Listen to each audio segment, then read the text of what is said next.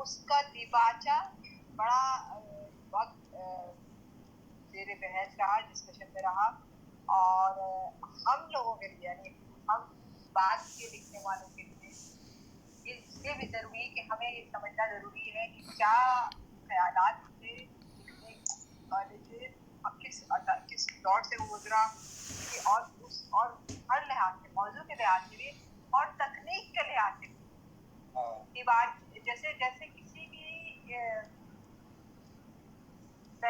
رسالے کا اداریے کی ایک اہمیت ہوتی ہے، اسی طرح کسی بھی کتاب اگر اس کو غیر معمولی طور پر پڑھا جائے تو دیباچے کی ایک بہت بڑی بہت اہمیت ہوتی ہے، اس سے بہت سی پڑھتے کچھ، اور شاعر جس دور سے گزرا، لکھنے والا جس دور سے گزرا، اس کے سارے خیالات کا اندازہ ہوتا ہے، وہ اس کو بتاتا ہے کس مسائل سے گزرا، کس کیفیات سے گزرا، اس کو وہ دیباچے کی صورت میں بیان کرتا ہے۔ تو آج ہم نے حاضر ہوئی کی کتاب اشتراک کو دیباچہ نامہ کو اپنی آج کی لگ پاروں میں رکھا ہے۔ میں دیب صاحب آپ کو یہ فارورڈ تو کر رہی ہوں، لیکن ساتھ ہی ریحانہ صاحبہ آپ سے درخواست کر رہی ہوں کہ آپ سنانا شروع کر دیں نامہ کو۔ کتاب کا نام نامہ گم ہے؟ یہ ہے کتاب میری، اور عشق ذات دیباچے کا عنوان، دیباچے کا عنوان ہے نامہ گم، اور یہ میری تصویر ہے جناب 20 سال پہلے۔ آپ ابھی بھی ایسے ہی ہیں ماشاءاللہ۔ یہ تصویر مجھے دکھانے میں بڑی دلچسپی ہوتی ہے۔ عمر کے ساتھ انسان اور خوبصورت ہو جاتا ہے، کیونکہ عمر کے ساتھ جو ہے نا باہر تو غائب ہو جاتا ہے لیکن اندر نظر آنے لگتا ہے، تو عمر بہت خوبصورت چیز ہے۔ آج میرے لیے یہ میں سمجھتی ہوں کہ کبھی کبھی انسان جو کوئی کام کرتا ہے اس کا ریوارڈ اسے اس طریقے سے ملتا ہے جو اس نے سوچا بھی نہیں ہوتا۔ آج یہ میں یہاں اپنے حلقہ ارباب ذوق کے جو سماعتیں ہیں، جو معتبر ترین سماعتیں ہیں میرے حساب سے جتنا میں ان لوگوں کے ساتھ رہی ہوں، آج میں ان تک اپنی وہ کیفیت پہنچا رہی ہوں کہ جو ایک رائٹر ہونے کی حیثیت سے میرے ساتھ جو تمام واقعات اور سارے سینیریو گزرے جن سے میں نے بہرحال جنگ کی، ایک ایسے میں اس کے اندر ہی بہرحال سب کچھ بیان کر دیا، اس لیے بیکار میں ٹائم نہیں ضائع کرتی۔ میرے خیال ہے کہ میں نے اس کو لکھا جو ہے اتنی تفصیل سے لکھا ہے، میں اس کو پیش کرتی ہوں۔ اس کا عنوان ہے نامہ گم۔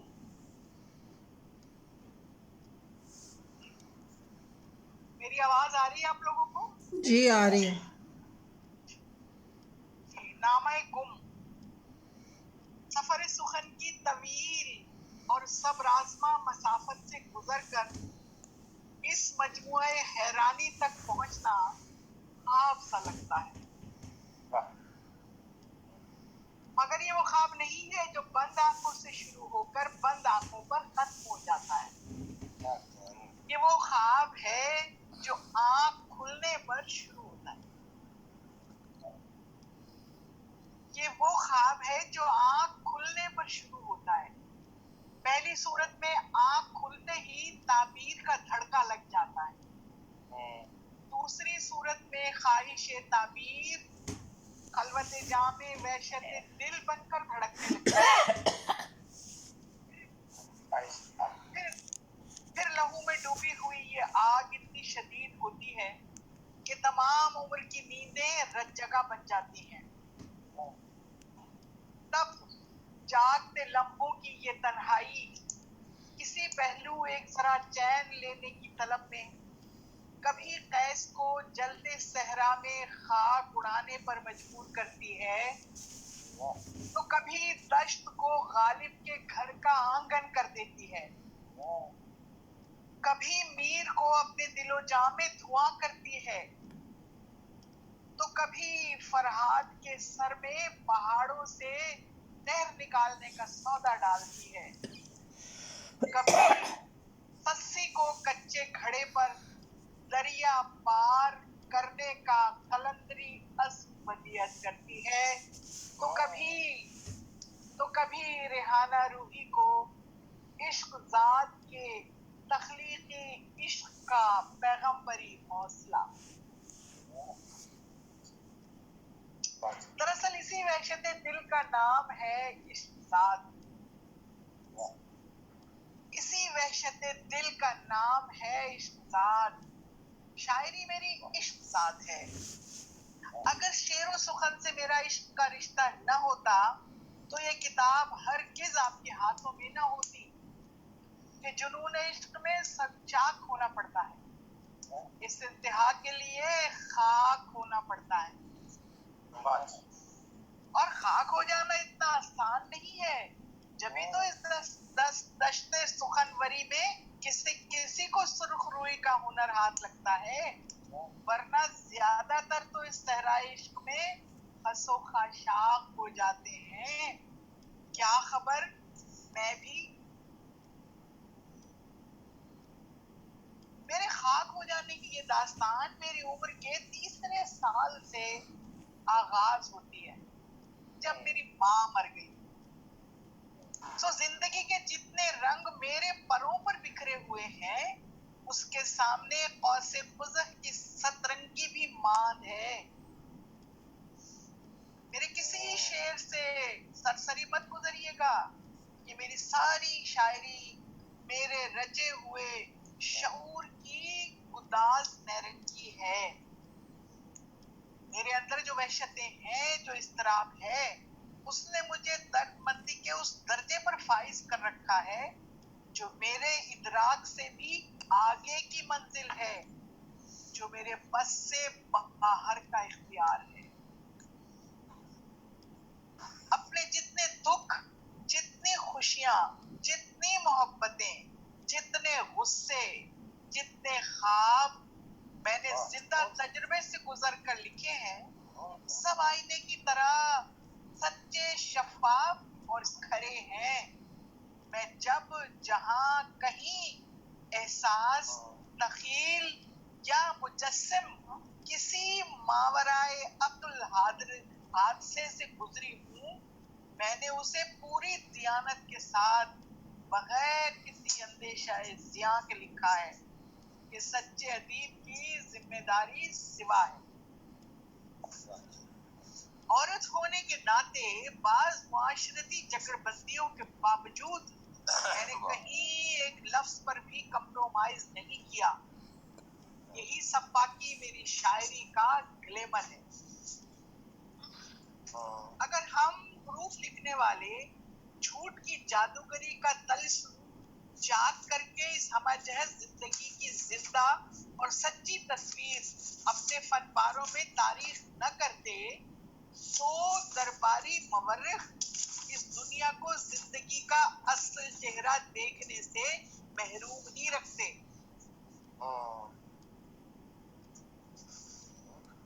اس ملک کے سخن پر بلا شبہ حکمرانی تو میر غالب کی ہی ہے، مگر میں بھی کسی مصاحب کے درجے پر فائز ہونے کے لیے نہیں آئی ہوں۔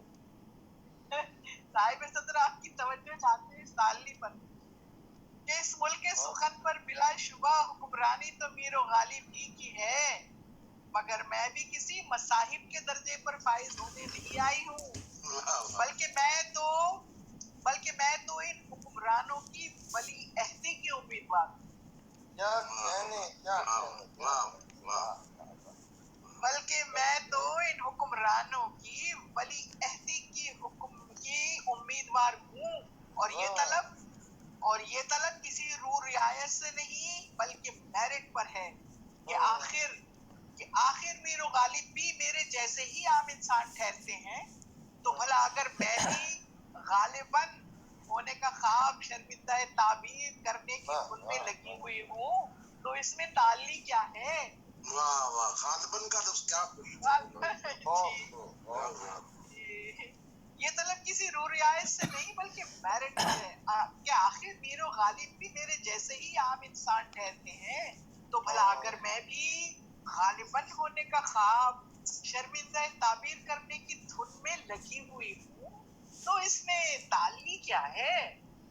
یہ مجموعہ، اب میں آپ سے ایک لفظ کی توجہ چاہوں گی کہ جس طرح میں نے اس کو لکھا ہے، یہ مجموعہ خودداری، یہ مجموعہ خودداری کسی استاد کے مستند قلم کا مرہون منت نہیں ہے۔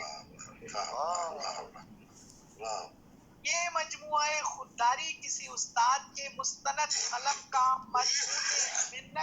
مرہون منت نہیں ہے، یہ میری ذاتی واردات ہے، کوئی سوچا ہوا کردار نہیں ہو سکتی، میں رویوں میں اداکار نہیں ہو سکتی، میں رویوں میں اداکار نہیں ہو سکتی۔ دنیا ایک گلوبل ولیج میں تبدیل ہو چکی ہے، دنیا ایک گلوبل ولیج میں تبدیل ہو چکی ہے، لہٰذا اسی مناسبت سے مسابقت کا معیار بہت کڑا ہو گیا ہے۔ اب امتحان میں کامیابی کا راستہ 100% میرٹ ہے، تو میں اپنا تخلیقی کیریئر، آپ دیکھیں میں نے شروع میں بھی اپنی شاعری کو تخلیقی کیریئر لکھا ہے زیب، تو میں اپنا تخلیقی کیریئر 21ویں صدی کے چیلنجنگ معیارات سے ہم آہنگ رکھنے کا اہتمام کرتی ہوں۔ میں مجسم ادب ہوں، میں مجسم ادب ہوں، اور شاعری میرا مشغلہ نہیں مسئلہ ہے۔ سر آپ سے بہت عاجزی کے ساتھ شیئر کرتی ہوں کہ یہ جو میرا جملہ ہے کہ شاعری میرا مشغلہ ہے مسئلہ نہیں، یہ تو بالکل میرے ساتھ جو ہے وہ اکثر کوٹ کیا جاتا ہے، میں بہت شکر گزار ہوں۔ یہ شاعری میرا مشغلہ نہیں مسئلہ ہے۔ دراصل میں ادب برائے ادب نہیں لکھتی، بلکہ لکھنا میرے لیے ایک بہت مختلف اور سنجیدہ عمل ہے۔ یہ وہ مرحلہ ہے جو کسی قبل از وقت پلاننگ یا پروگرامنگ کا متقاضی نہیں ہوتا۔ لکھنے کے لیے کسی تجربے سے گزرنا اور اس تجربے سے گزرنے میں اس کے زندہ ایلیمنٹ سے انسپائر ہونا بہت ضروری ہے۔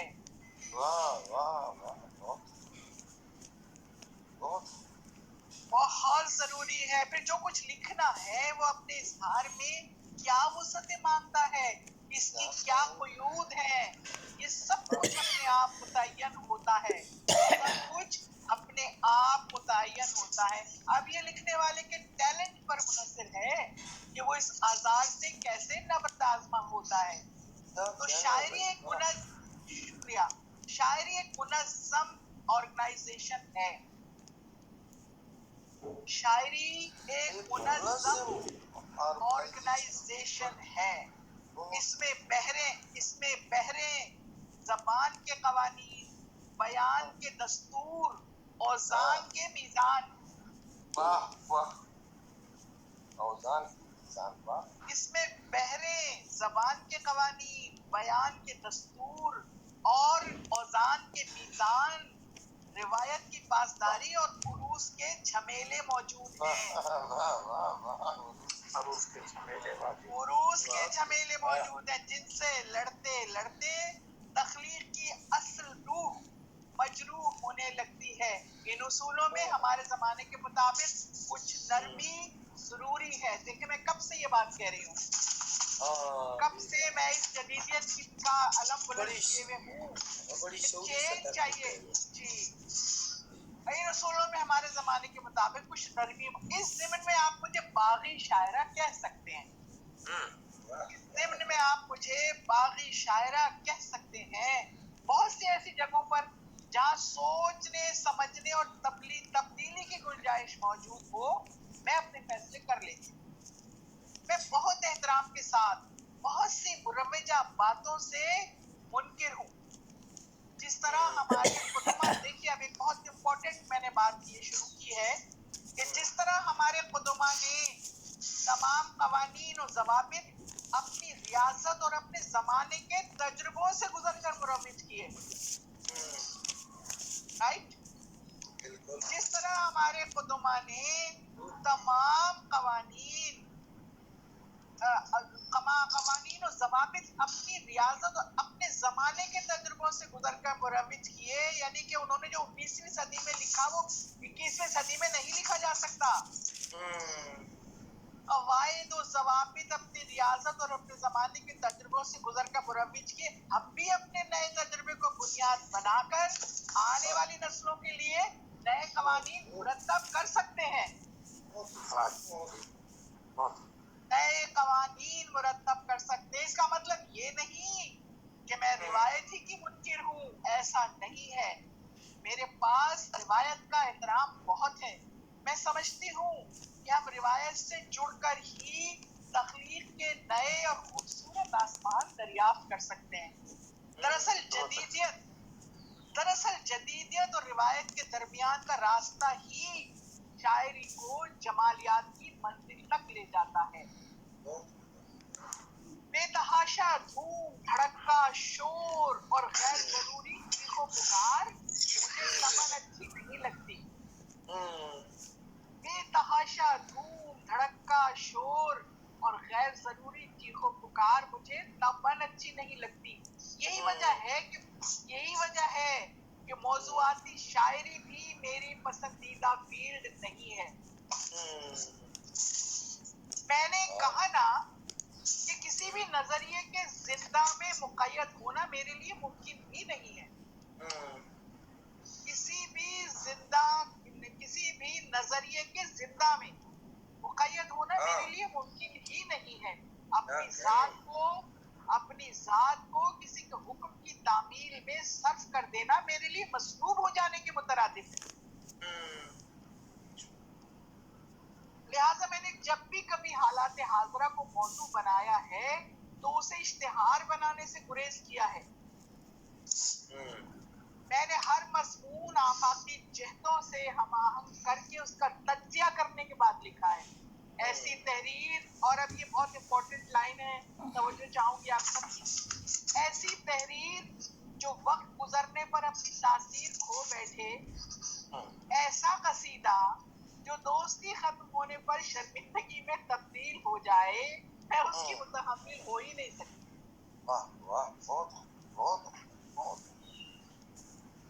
ایسی تحریر جو وقت گزرنے پر اپنی تاثیر کھو بیٹھے اور ایسا قصیدہ جو دوستی ختم ہونے پر شرمندگی میں تبدیل ہو جائے، میں اس کی متحمل ہو ہی نہیں سکتی۔ کیونکہ میرے پاس سخن کا شوق، دیکھیے، کیونکہ میرے پاس سخن کا شوق زیادہ ہے، زندگی کم ہے۔ کیونکہ سخن کا شوق زیادہ ہے، زندگی کم ہے۔ اور اب میں نے اصل میں اس میں عنوان قائم کر کے کچھ باتیں میں لکھا، میں اپنے خاندان کی پہلی صاحب کتاب خاتون ہوں۔ یہ بہت امپورٹنٹ پیرا ہے۔ اینجلا، آپ سے خاص توجہ چاہوں گی، اور خواتین جو بھی ہیں، میں اپنے خاندان میں اپنے خاندان کی پہلی صاحب کتاب خاتون ہوں۔ تو جنوب مشرقی ایشیا میں یوں تو عورت ہونا ہی بڑی مشکل ہے۔ جنوب مشرقی ایشیا میں یوں تو عورت ہونا ہی بڑی مشکل ہے، اور اگر عورت اپنے وجود کا ادراک کرتے ہوئے اپنی ہستی کا اقرار چاہنے لگے تو ایسی عورت اپنے اطراف میں ایسا خوفناک حادثہ بن جاتی ہے جس کے احساس سے پورا معاشرہ لرزہ باندام ہو جاتا ہے۔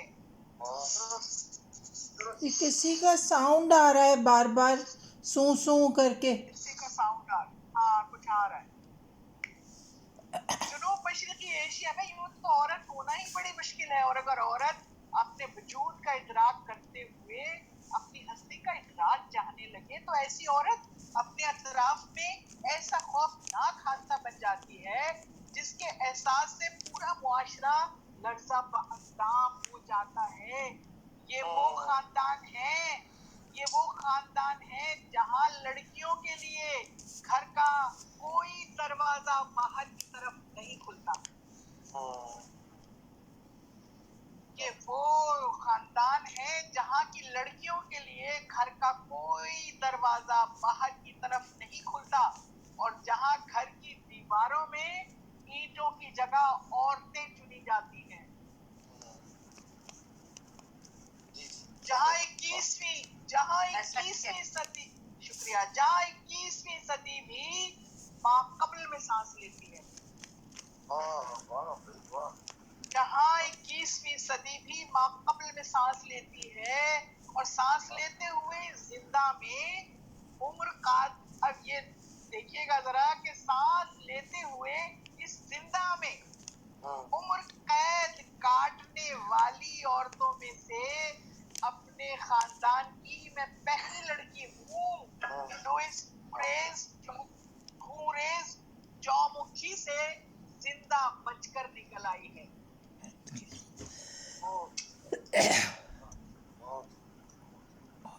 سانس لیتے ہوئے زندہ میں عمر قید کاٹنے والی عورتوں میں سے اپنے خاندان کی میں پہلی لڑکی ہوں جو اس خوریز چومکھی سے زندہ بچ کر نکل آئی ہے. کہ میرے بعد کئی در کھلے تھے زندہ میں کہ میرے بعد کئی در کھلے تھے زندہ میں مگر میں پہلی بغاوت تھی اس گھرانے سے. اور یہ خاتون شاعرہ کے لیے یہ معاشرہ اتنا تنگ ہے کہ تھوڑی جنبش پر دیوار میں سر لگتا ہے. تھوڑی جنبش پر دیوار میں سر لگتا ہے. عام فطری قوانین بھی ہم پر مختلف انداز میں لاگو کیے جاتے ہیں. مثلا خوبصورت ہونا، ذہین ہونا، حاضر جوابی، حالات حاضرہ سے باخبری، اپنی ذات کی آگاہی، سیاسی سوجھ بوجھ اور تو اور ہمارا مرنا جینا بھی دنیا سے الگ واردات تصور کی جاتی ہے. مثلا تارا شگفتہ کی خودکشی ایک عجیب پراسرار داستان میں تبدیل کر دی گئی ہے. حالانکہ یہاں بیچارگی کے مقتل میں نہ جانے کتنی عورتیں ہر روز خودکشی پر مجبور کر دی جاتی ہیں. بیچارگی کے مقتل میں یہاں ہر روز کتنی ہی عورتیں خودکشی پر مجبور کر دی جاتی ہیں. پھر پروین شاکر کو طلاق کیا ہوئی؟ گویا ہر شعر کہنے والی لڑکی کا مقدر یہی فرض کیا جانے لگا. کیا ہر طلاق یافتہ لڑکی شاعرہ ہوتی ہے؟ یہ عام واقعات بنیاد بنا کر ہم لڑکیوں کے خاندان ہمارا کیا کیا استحصال کرتے ہیں، اس کی روداد اتنی شرمناک ہے کہ پھر وہ مخصوص مذہبی حوالہ بھی شرما جاتا ہے جو ہمارے معاشرے کا اختصاص ہے. میرا خیال ہے ابھی اور کئی صدیوں تک جنوب مشرقی ایشیا مین شاونزم کی گرفت میں رہے گا. کبھی کبھی سوچتی ہوں تو عورت کے پاؤں کی یہ زنجیریں پاتال تک گڑی ہوئی نظر آتی ہیں کہ اردو ادب کی 200 سالہ معلوم تاریخ میں میر صاحب پوری آبوداب کے ساتھ جلوہ گر نظر آتے ہیں مگر ان کی میرن کہاں ہے؟